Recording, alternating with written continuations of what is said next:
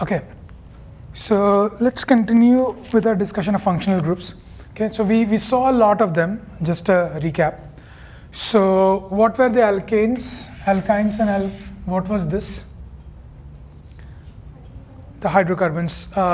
So what is the general formula? How do you represent them typically? Just carbon chains, or they could be rings, they could be all kinds of things, but typically they are just carbon and hydrogen. So in an alkane, the typical formula is CnH2n plus 2. For example, if there is a decane, what will be the formula for decane?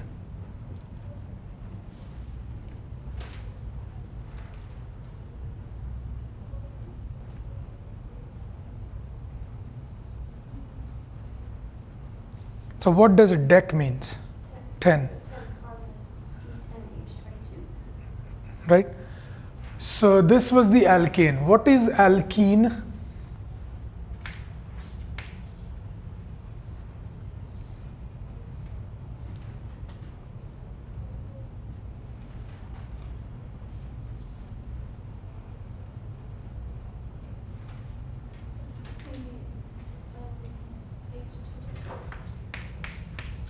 So what will be the formula of butene?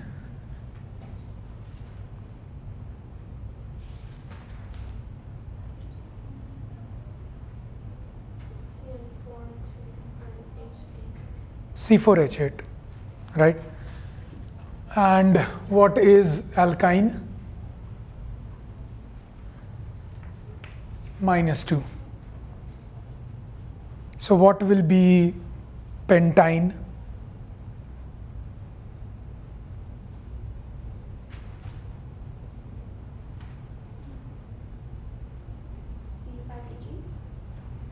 Simple.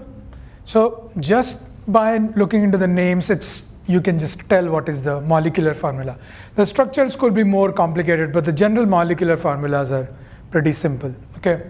So these were the alkanes, alkenes, alkynes. Now, typically you will see these are represented with these carbon chains, right? So like you can have, so if you have so what is the name of this compound, if I just tell you? If I ask you, what is the name of this thing? Name and formula. Butane. Butane. And what will be the formula?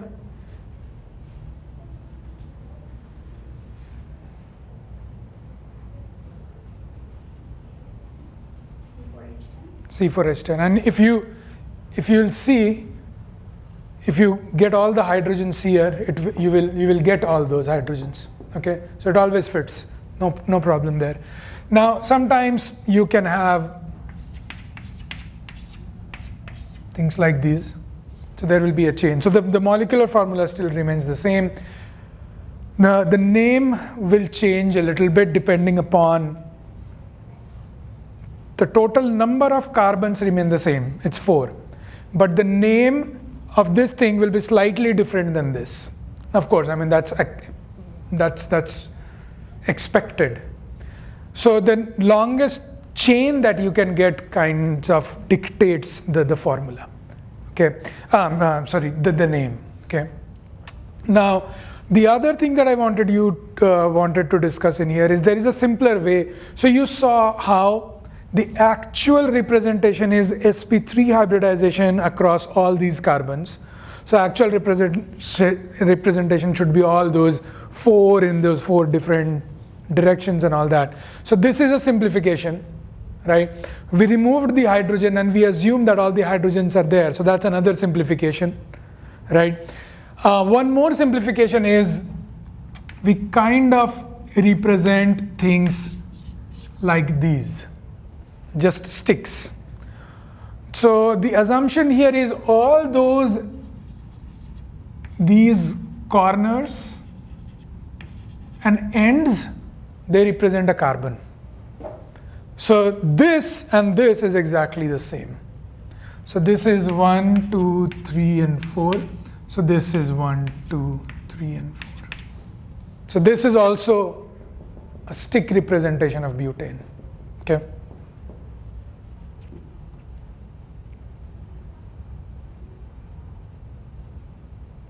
All right. Now, how will you represent this using this ball, this stick thing? How will you represent? Try it in your notebooks.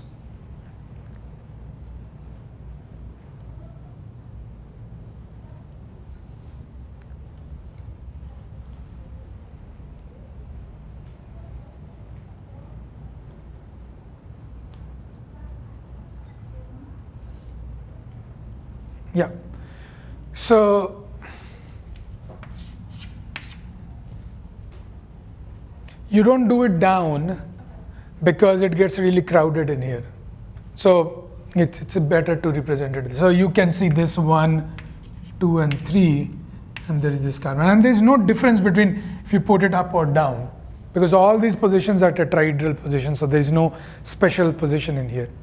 Now, this is one of the simplifications. So there are other projections that we call in, there are other ways of representing the structures. So you will see there is a Newman projection, there's a Haworth, there's a, there are projections, different ways of representing. So we will not go into that because we are not looking into a lot of the isomerisms, we are not looking into that. So when you look into isomerisms, some other projections will come into play. So when you look into the organic chemistry books, you will see some projections, but don't be scared of them. These are different ways of representing. So now I can represent very complicated formulas just by sticks, and you can understand the formula. So if I tell you to give me the formula of this compound, can you give me the formula for this? Molecular formula?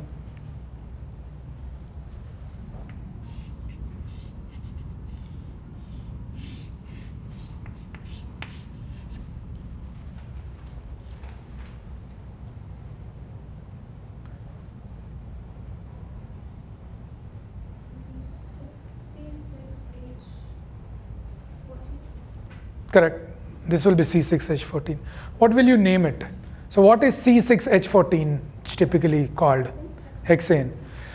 But there will be a difference between, so this is hexane, right? This is 6 carbon. What would you call this thing?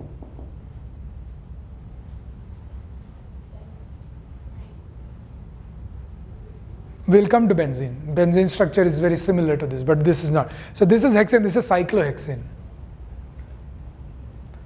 But now check whether the formula of this is actually C6H14 or not. This is C6H14.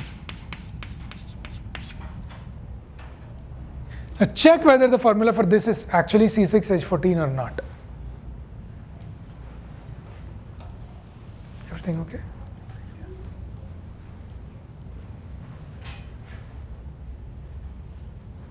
Tell me, so how many carbons?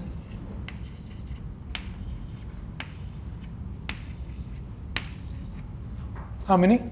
6. And each of these carbons can make how many bonds? 4. So if this carbon has already made 2 bonds, how many bonds are left? 2. So there you'll have one H and the other H.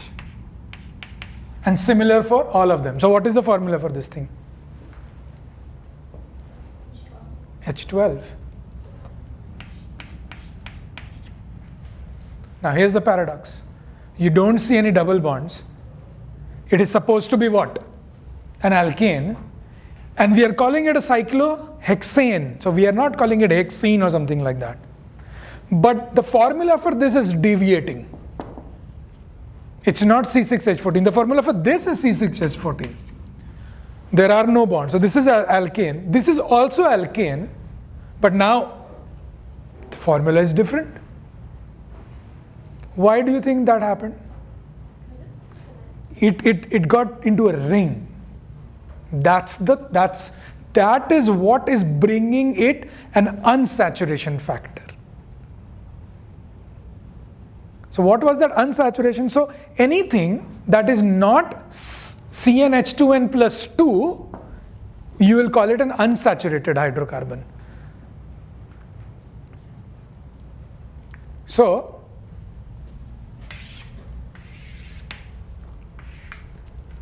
we are talking about unsaturation factor. What I want you to understand is unsaturation. So Cn H2n plus 2 is saturated. You cannot have more hydrogens adding on to that. You cannot have. So C6H14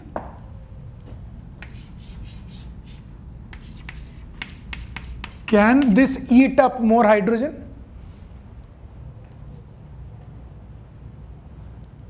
Is this person saturated or wants to eat more? Why is it saturated? Because 6 carbon, what is the maximum number of hydrogens it can take? 14. How many does it have? 14. So that's it cannot take more than that. Now, if I say I have something which is called C6H12, is this saturated or unsaturated? So this is saturated. So C6H12, is it saturated or unsaturated? It is unsaturated because C6H12 can actually take up one more hydrogen molecule. That is why it is called unsaturated. So will C6H6 be saturated or unsaturated? Unsaturated. So anything less than 12 will be unsaturated, and you will always see it's an even number there. So it cannot be C6H13 or something. It will never be that. Okay, so C6H12 is unsaturated.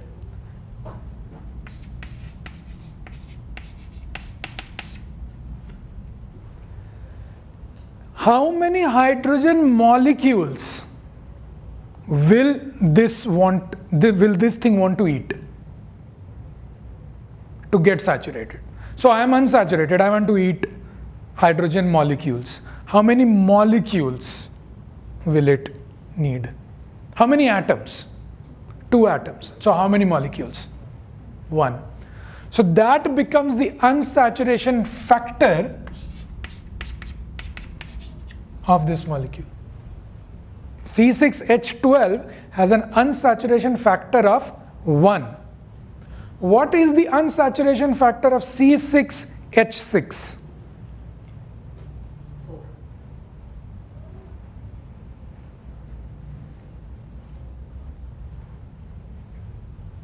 Do you guys agree? Check for yourself. Check how many more hydrogen molecules will C6H6 want to get to saturation. How many hydrogen molecules will it need? 4. 14 minus 6 is 8. 8 divided by 2 is 4. So the unsaturation factor is 4. This is a very critical information that you got. Because from here we understood that when you have a ring, it can bring an unsaturation factor. So if something becomes a ring or something is a ring, automatically you will say that thing is unsaturated because it's a ring, there is an unsaturation factor. What else can bring unsaturation factors? What else can make you unsaturated, a molecule unsaturated? We saw it yesterday. A ring, we saw it in a ring. But what else can happen to a molecule that it will become unsaturated? A double bond or a triple bond. So when you have a double bond, what is the unsaturation factor a molecule will get when it gets one double bond? 1. And one triple bond?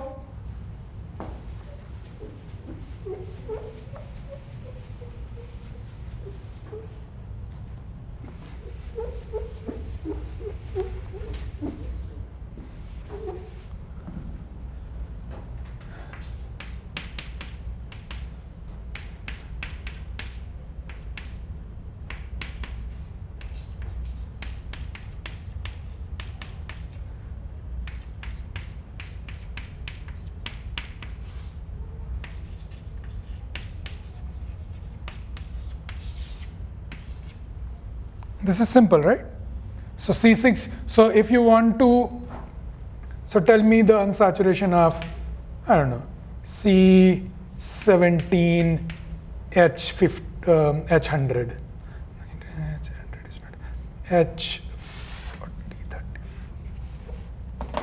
H30. Tell me the unsaturation factor of this. 3.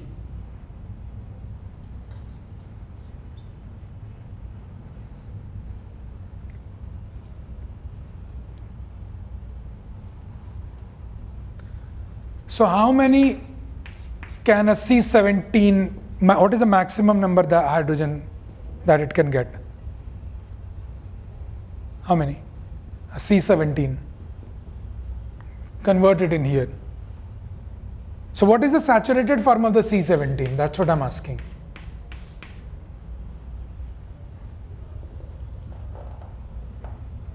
(36).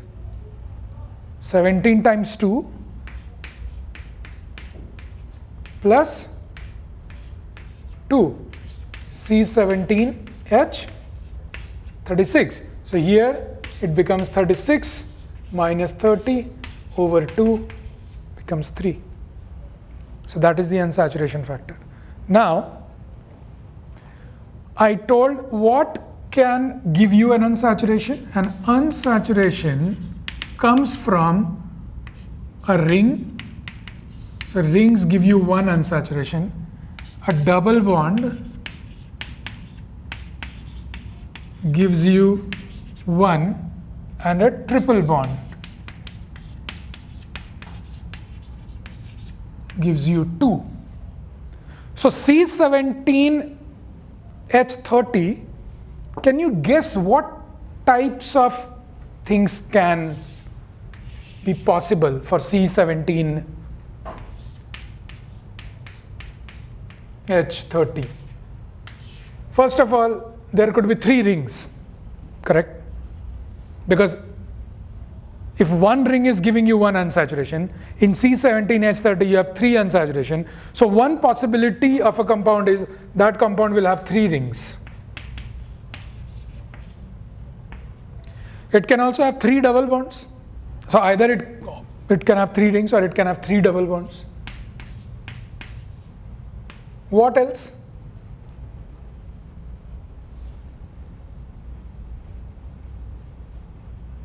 It can have 1 triple bond and 1 double bond. What else?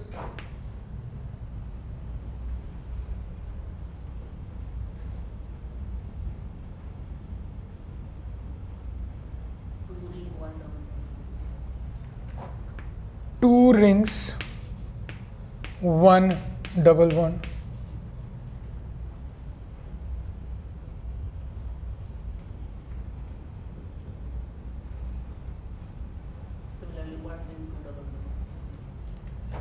One ring, 2 double bonds.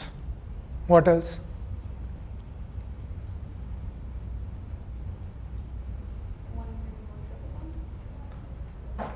One ring, 1 triple bond. Anything else? I think we have covered it, right? So just by looking at the formula, you can predict so many things about that molecule, right? So this is unsaturation. So we are not going to deal with unsaturation a lot in here, but I also wanted you to know that you can have what can look like an alkane, but with the formula of an alkene, because the rings can also bring in unsaturation. In the same context,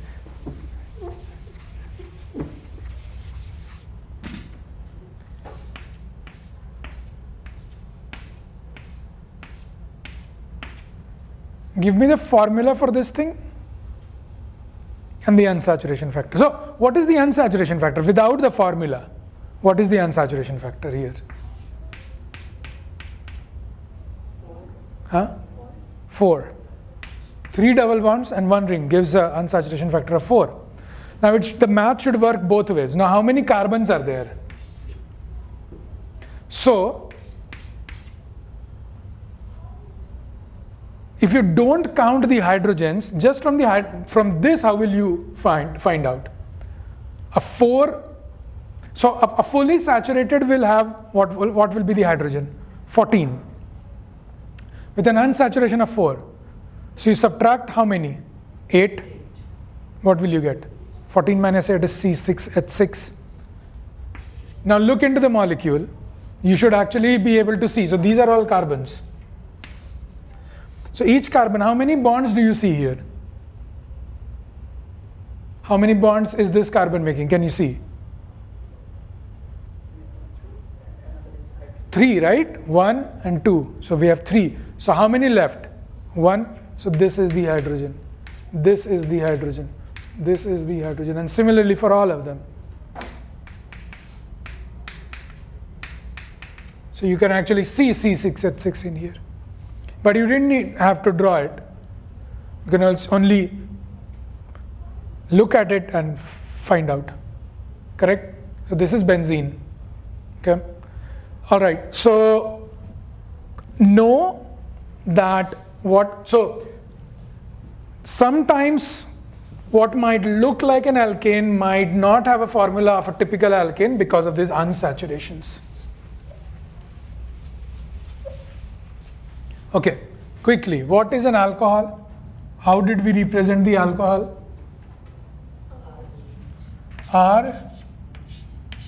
ROH.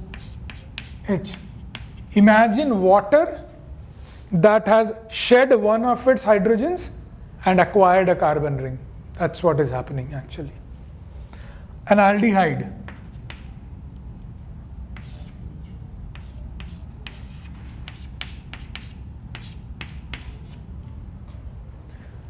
What is the hybridization of this oxygen?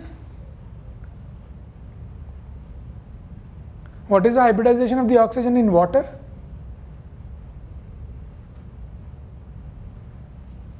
Water, ammonia, methane, what are all these hybridizations? sp3. So this is sp3. What is the hybridization of this carbon? This is sp2. This has a double bond. So this is sp2. Although look like the same, but the orientation will be different. When it is sp2, this thing becomes planar. This entire thing. Okay, keep that in mind. Okay, what is a ketone?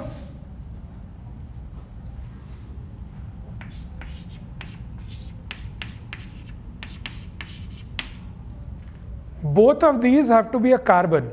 So what is the simplest ketone? How many carbon will you need for the simplest ketone? Now this could be, this R could be a hydrogen as well. So an aldehyde can have a formula starting from HCHO. So that is formaldehyde. So in aldehyde, either of these could be H, but at least one has to be H. So this is fixed. So this entire thing is fixed in an aldehyde. So an aldehyde can also, you can write this at RCHO. So this is fixed in an aldehyde. So this R, if this CHO is fixed, this H, this R could be an H, that becomes a formaldehyde. If this becomes a carbon, so this becomes a 2-carbon aldehyde. That becomes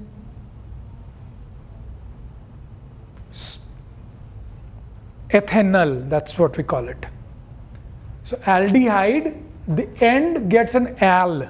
For example, for alcohol, what do you get? All. So methanol, CH3OH. So if this becomes a CH3, so CH3OH. Methanol, C2H5OH. So this becomes an ethane, so this becomes an ethanol. Propanol, butanol, pentanol, and so on. So that carbon chain keeps on increasing on that end. So this remains constant. Are you following it? Similarly for aldehyde. So this is fixed, this can increase. So methanol, ethanol, propanol, butanol, and so on and so forth. But the ketone is different. Ketone needs 2 R's on its both sides. So if you get H and H, that is an aldehyde. It needs a C and a C at the minimum. So what is the smallest ketone? How many carbons will the smallest ketone have? Because this is fixed, you at least need 1 carbon and 1 carbon. So 3 carbons. So what will be the name of that? Propanone. So propanone. It's also called acetone. I think previously nail polish removers, now you don't have acetone in them, or you still have acetone. You still have acetone. So that this is acetone. So CH3, COCH3, that's acetone for you. Okay. Now carboxylic acid. Keep this, and OH. So this will be fixed. So RCOOH. So the simplest one will be formic acid or methanoic acid with HCOOH. The second one will be ethanoic acid with CH3COOH. The third will be propanoic acid, in which you have CCCOOH, and so on and so forth. So you can have a decanoic acid with 10 carbons, so 9 carbons and then a COOH group. Make sense? Okay. Alkyl halide. What is that?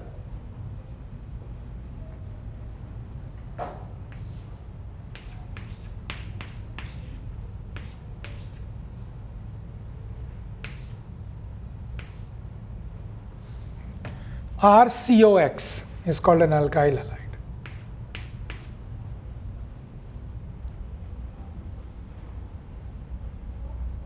Okay. These will be important. Alkyl halide not so much. Okay, coming back to alcohol. Remember what was alcohol? R, O and H. What will be thiol? So you can see that it's similar to that alcohol. It has an OL ending.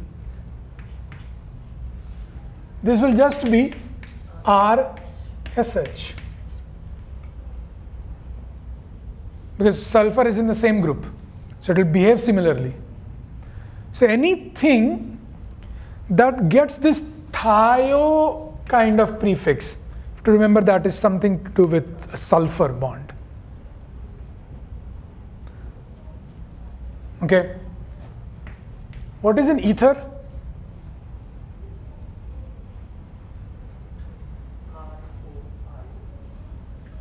So